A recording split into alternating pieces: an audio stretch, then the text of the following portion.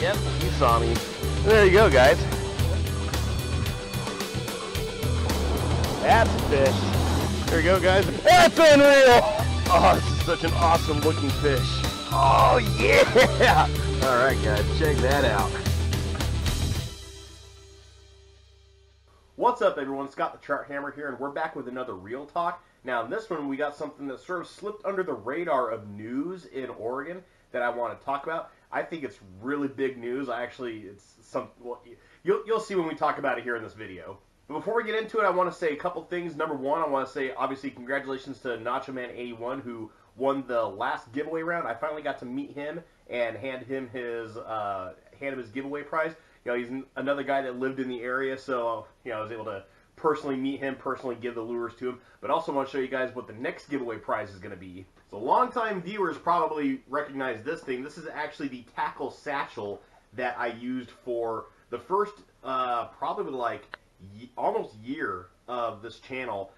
Something that I use because I'm a bank fisherman. I want to be able to carry as much tackle as I can with me. So that's why I got one of these. It's an Abu Garcia, and it's able to hold, like, the most I was able to fit in here were 5 size 3700 tackle trays. Those are the things I use to store my tackle. But I mean, this thing has a tremendous amount of storage. I mean, it just has it has pockets for pockets, and you know, tons of storage for side pouches and pouches in the back. You know, there's a pouch on top here in the lid. But it's nice because it's got this hard plastic waterproof bottom, so you don't have to worry about water getting in to soak up your lure, soak up your tackle. It's got the shoulder strap so you can carry it over your shoulder, or it's got the handle on top that you can carry like a regular tackle box. Besides being just a little bit dirty because it was used for a year, you know, I cleaned it up as best I could. I don't want to use bleach on this thing because I don't want to get rid of all the other colors that are on it. But you know, there are a couple of teeth that are messed up here in the corner,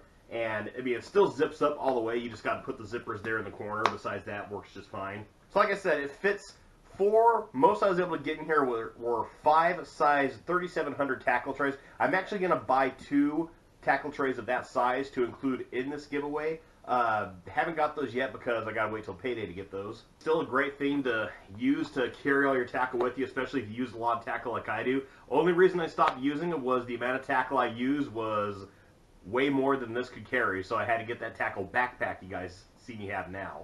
So yeah, that will be the giveaway prize for this round of the giveaway. If you guys want to be entered in that giveaway, you guys need to like this video, be subscribed to the channel, and during this video, I'm going to talk about what I want to talk about in a conversation in the comments below. All of those will get you qualified for the giveaway. And I am trying to get this channel to grow to 1,000 subscribers, and I need your help to do that. So if you could please hit that subscribe button down there, that notify bell up there, so you're going to be the first to see all the great content that's going to come from this channel. And when you subscribe, if your account setting is on public, I can read your name and I'll give you a shout out on the video I record on Saturday.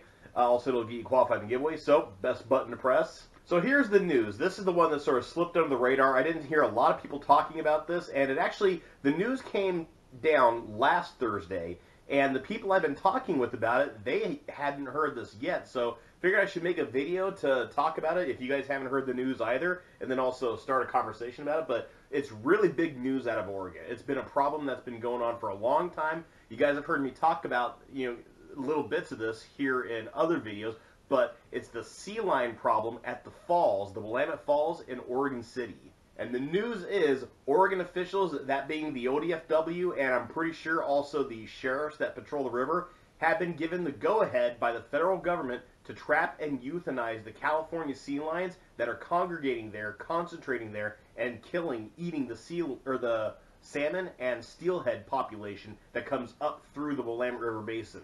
I know men and women that belong to committees that have been lobbying for years to try to get this change brought into place, because it's something that has really hurt Oregon fishing for a long time. You guys already know from my last Real Talk video, the ODFW shut down Chinook fishing in the northwest zone from a certain deadline, which is just past the estuaries upstream, because of how small the salmon population was, the fall Chinook run.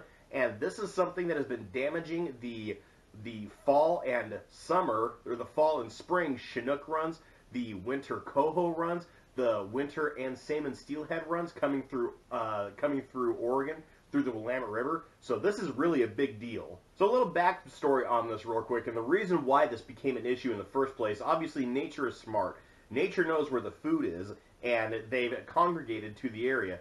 The problem is, they're not all Oregon sea lions. Most of them, in fact, almost all of them, are California sea lions that have decided to displace themselves, come up to the Willamette River through the Columbia River, and just wait there at the falls for salmon to come through during the runs. And it's not just for the Willamette River. I know that Washington and Idaho they've been given the okay for a long time to do the same thing, to trap and euthanize the California sea lions that are at the Bonneville dams. And from everything I've heard, all indications have shown that it did help improve the runs and improve the population of salmon and steelhead that went through that river system.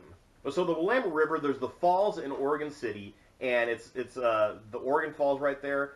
It's a big protected area. It's one of the few areas on the Willamette River that is completely prohibited for salmon fishing, for steelhead fishing, for sturgeon fishing. There's even a huge lamprey population that lives in the falls, believe it or not. But there's a fish ladder built into it that the salmon and steelhead use during the run so they can get upriver and continue on safe from the sea lions. And that's a part of the problem, is the sea lions know how much the salmon and steelhead run concentrates in that area. So they've all congregated in the area. They've all come themselves, and most of what I've been told is they don't eat the whole fish. A lot of times they just eat the belly of the salmon and the steelhead, and then the rest of the carcass just floats downriver and just rots until something else decides to finish it off. So a lot of opponents of this plan of action have said that the culling of the sea lion population at the falls wouldn't improve the salmon and steelhead population, but in the other areas where this policy has been in place, it actually has shown an improvement of the salmon and steelhead populations. Opponents of this have also pointed out the fact that sea lions are a federally protected species, but then again, a lot of the people that have been for this change have said, well, what about winter steelhead? Winter steelhead are a protected species too. In fact, they're almost endangered. So anyway, here's some details about this plan of action. So number one, obviously, it's Oregon officials that are given permission to do this. So regular boaters, regular fishermen, you can't do this. It's only people that work for the Oregon Department of Fish and Wildlife, and I think the sheriffs, I think the state troopers that patrol the river are allowed to do this. They're also only allowed to trap and euthanize up to 93 California sea lions a year, and they're only allowed to trap and euthanize the California sea lions that have been observed in the water for 2 days, specifically eating salmon for those 2 days. A big reason why this policy has been put in place, probably the biggest reason besides the killing of the salmon and steelhead population, is the fact that they've actually tried trapping and displacing these sea lions for years. They'll tag sea lions that they displace out of the water so they could track them, and they'll dump them off at, say, the mouth of the Rogue River in southern Oregon, and within 2 days, that same sea lion will be back at the Oregon Falls eating salmon and steelhead coming through. So it really shouldn't be a secret. I'm a huge fan of this policy. I'm a huge fan of this change that's been put in place because I'm a bank fisherman, and I can't go to those areas where the salmon are going to be before they make it to the areas where I know where to fish from the bank. I gotta wait for those fish to come to me, and a lot of those fish don't make it up because they're getting eaten up by the sea lions at the falls. And I know the ODFW and other agencies have data that show that the number that make it up the falls is nowhere near the number that actually comes into the river system up to that point. So obviously one of the biggest reasons why I'm a huge fan of this is because I'm sort of a conservationist with fish. I like the idea of a fish species thriving and being able to do their thing unperturbed, keep limits on things so that there can be more fishing in the future. I don't like the idea of outfishing a fishery, and you know what? Right now, the sea lions are doing that for us. They are outfishing the salmon and steelhead fishery that come into the Willamette system.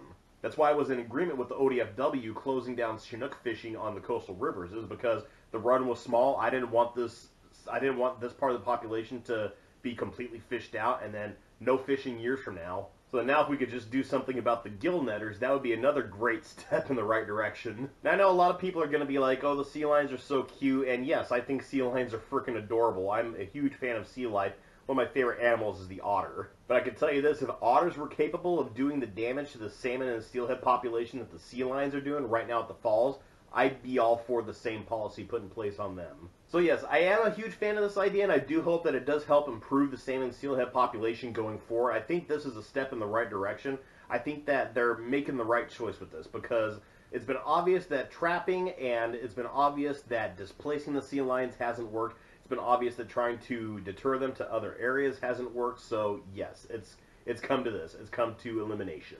But here's where I turn the conversation and real talk over to you guys. I want to know what you guys think in the comments below. I want to know if you guys agree with this policy or disagree with this policy. Go ahead and just talk away. And obviously those comments will get you involved in the giveaway for this. So to qualify for the giveaway for this and the two size 37 tackle trays that I'm going to purchase soon and include in that, you guys need to like this video, subscribe to the channel, and like I said, join the discussion below. Comment below with your thoughts on Oregon being allowed to trap and euthanize the sea lions, the California sea lions that are congregating at the falls that are decimating our salmon and steelhead population coming through the Willamette system.